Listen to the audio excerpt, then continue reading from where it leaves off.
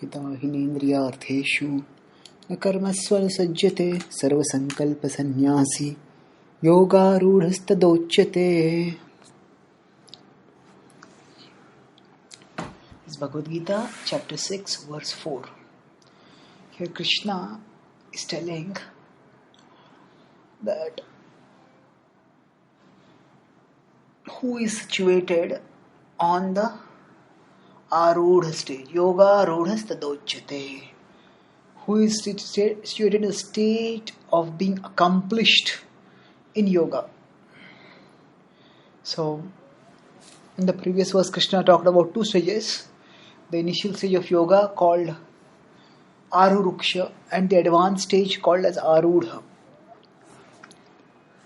Now, the Arudha stage, somebody may claim that, oh, I am already on the Arudha stage. And Krishna has said, for such people, Shamaha Karanam Uchyate. It is inaction, outer inaction coupled with inner contemplation. That is the means. Inner peaceful contemplation. So somebody may say, oh, I am already at that level and therefore I can practice Shamaha. I don't have to do karma. But Krishna is cautioning against such assumption by telling the qualification required over here. So he says, Yada hi na indriyartheshu, Yada hi na indriyartheshu. Indriya artha is the sense objects.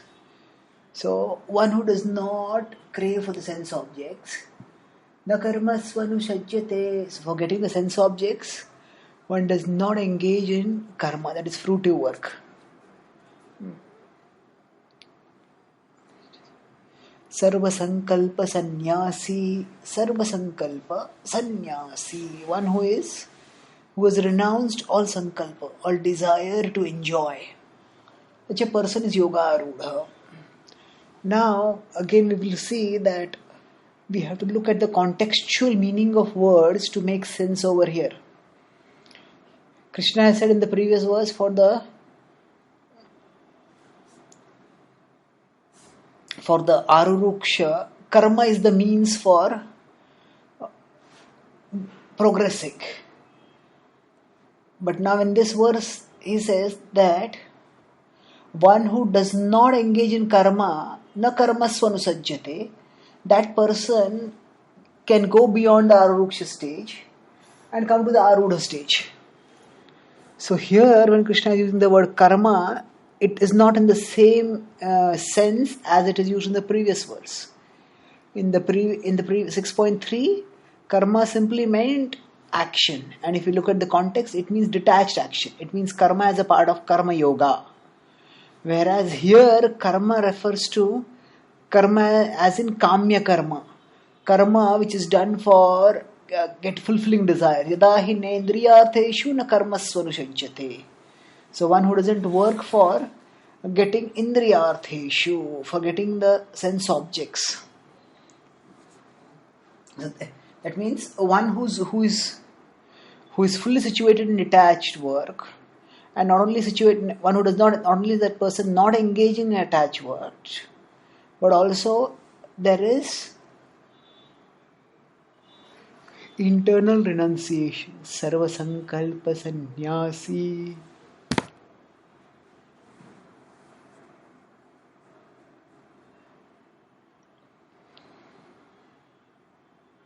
Sannyasi. So, sannyasi normally refers to renunciate, to somebody who is in a renounced order. But here Krishna is using that word as a part of a compound word, sarvasankalpa sannyasi. So, the person doesn't have to be in the renounced order, but that person renounces all sankalpa, all desires for worldly enjoyment. And the person who has done this, that person is situated on yogarudha. Now,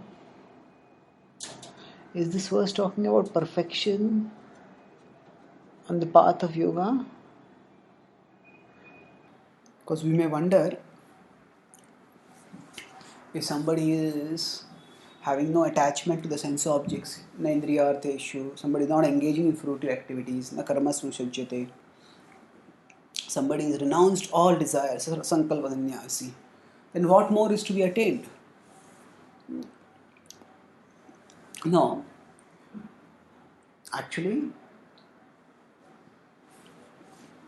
there is detachment from the negative and there is attachment to the positive.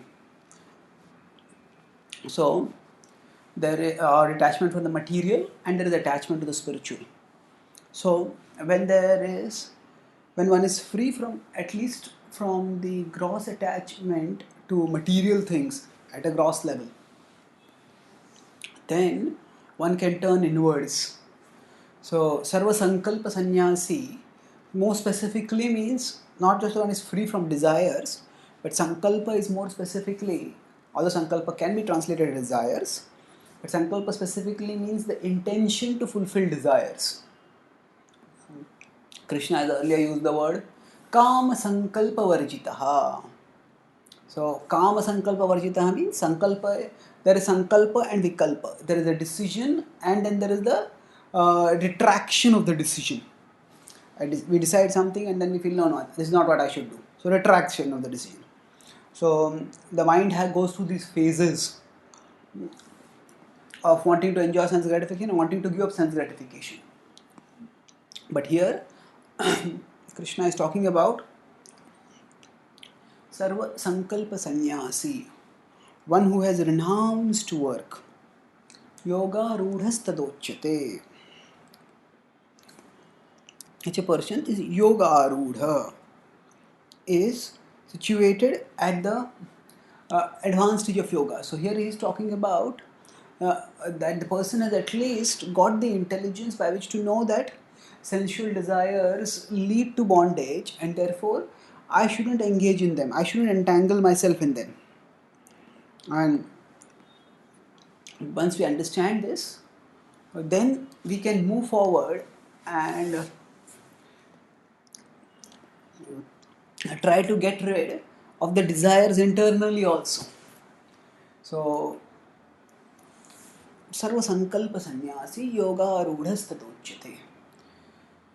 Now, this verse marks a transition where from here onwards, in the next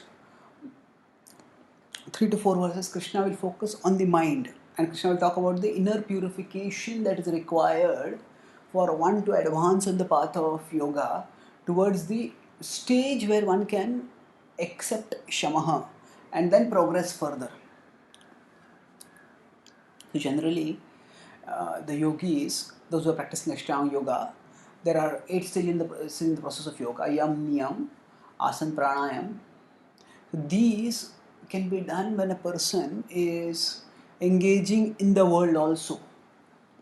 But as one advances in as one comes towards the higher stages, pratyahar, where one shuts out the sense objects, and then as we move forward to dharan, dhyan, samadhi, in these stages, one needs to be disconnected from the world. For that, one has to renounce the world and go to the forest, as Krishna will talk about in the later part of this chapter, from starting from the 10th verse onwards. Suchaudeshye pratishtapya. 11th verse he talks about this. So basically, here Krishna is talking about the precursor. So Arjuna may get the question that Krishna, you have said that sannyas and yoga are the same thing. So then, is it that one never needs to take sannyas physically, never needs to renounce the world? Krishna is saying that actually one needs to come to the arudha stage. And the arudha stage is the stage when one is no longer attached to the enjoyment of sense gratification.